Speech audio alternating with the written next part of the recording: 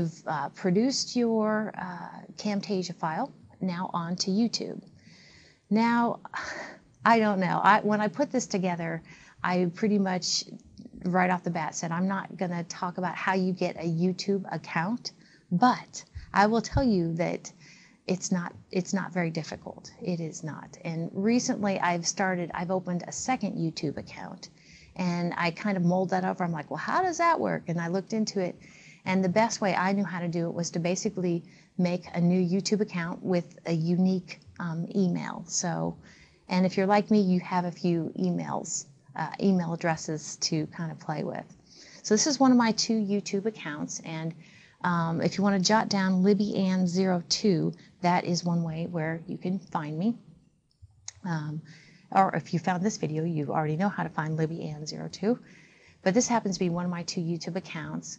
So we need to upload our MP4 file. So within your YouTube account, you click the upload button, and it should bring something up like this.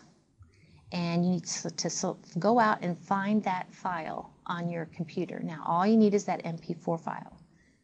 Okay, so here is my host of files that were created as I rendered that one Camtasia project.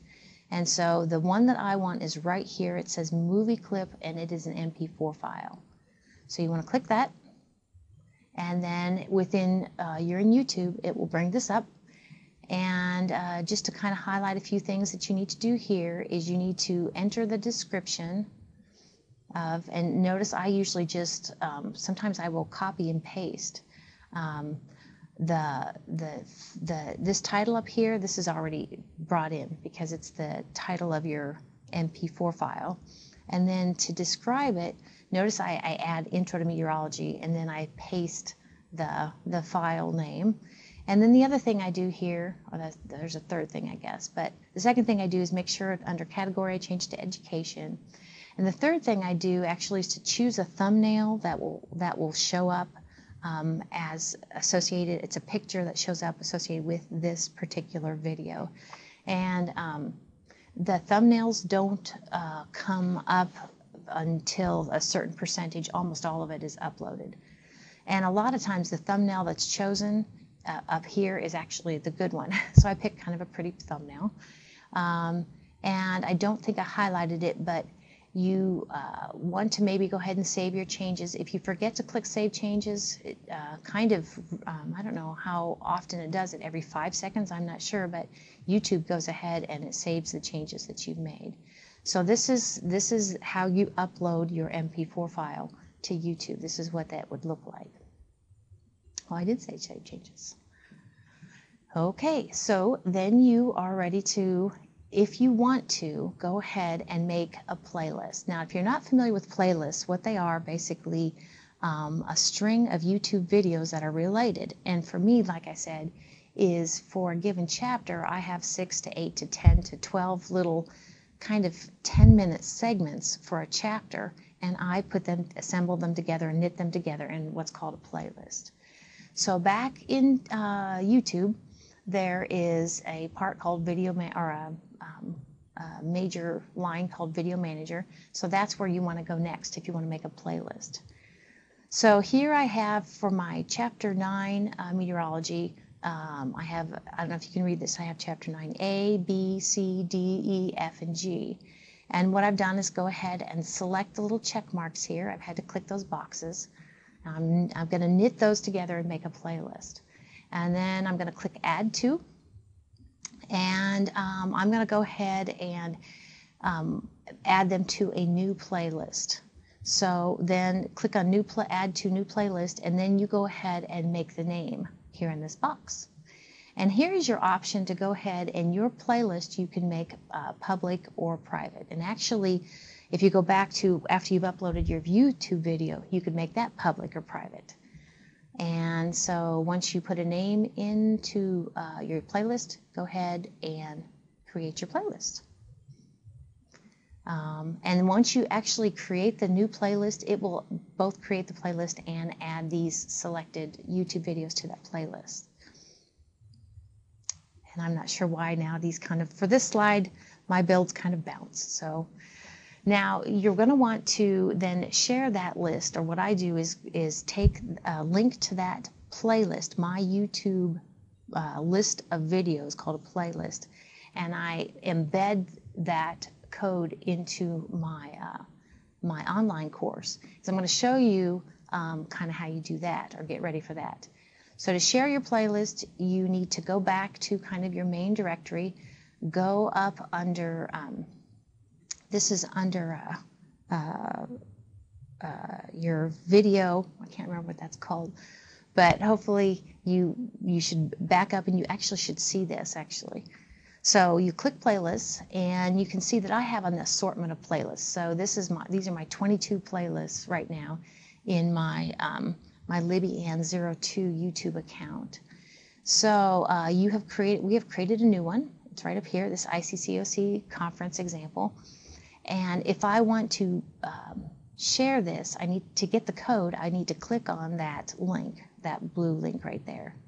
And it will open up this. So this is like, this is now kind of an expanded version. Look at my playlist. So in order to get the code to import into or to copy and put in my course, you need to click the share button.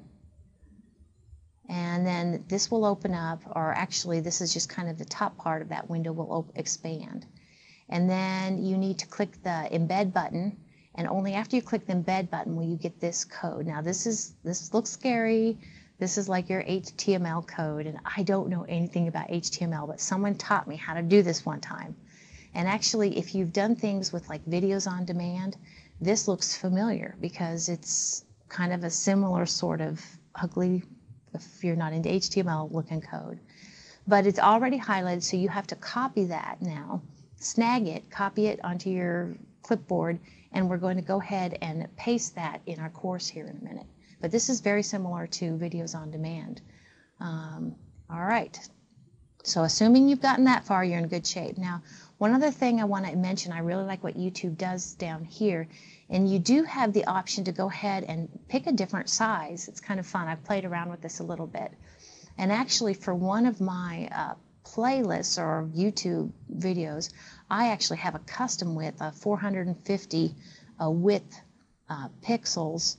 And then if I put 450 here, it automatically sizes it to what the height must be. And if I put a custom size there, it changes this embed code. Isn't that neat? I'm so impressed. So once you have that HTML code copied onto your clipboard, you go back to your course. And this is my Intro to Meteorology course, what it looks like. And I'm going to go ahead and talk you through as if I were going to embed a playlist in Chapter 5.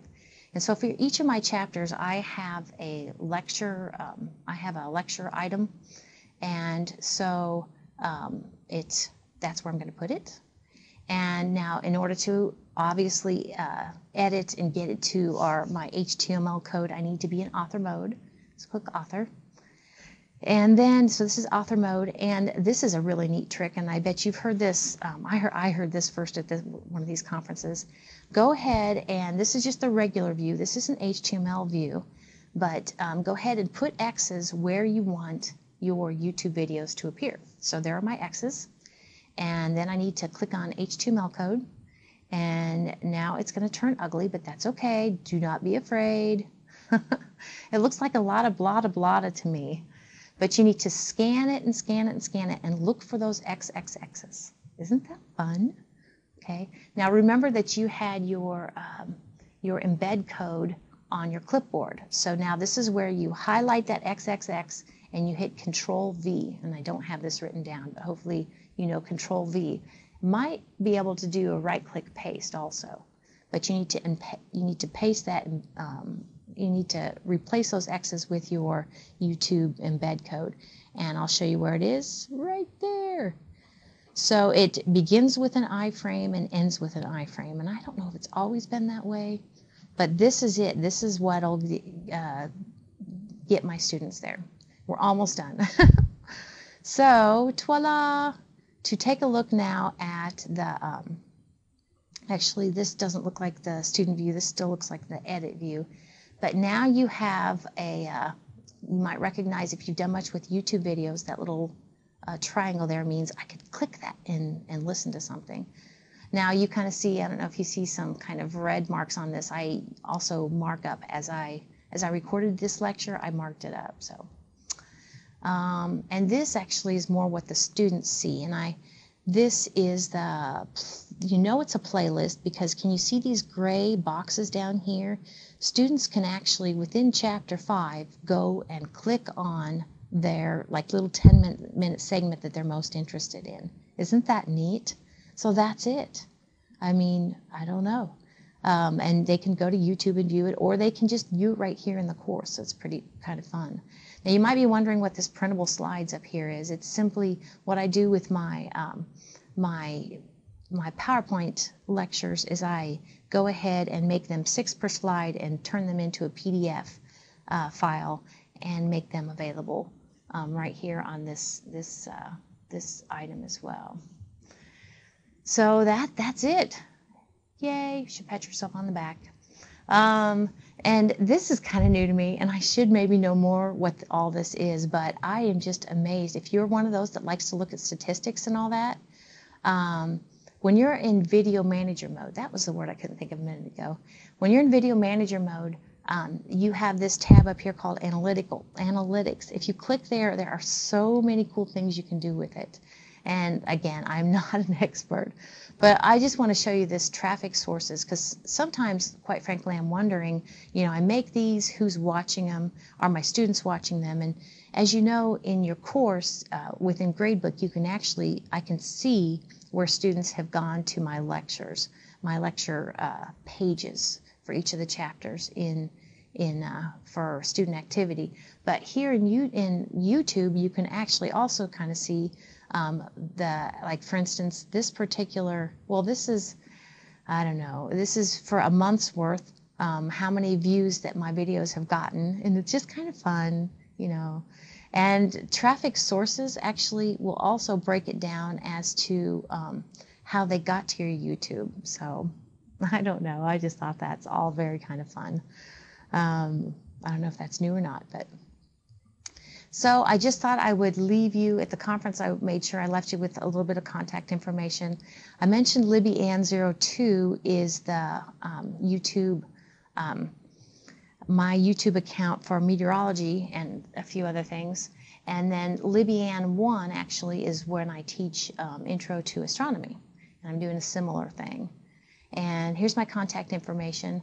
And, you know, feel free to, you know, drop me a line if you think there's anything I can help with. I've kind of told you all I know, but I'm willing to help if I can.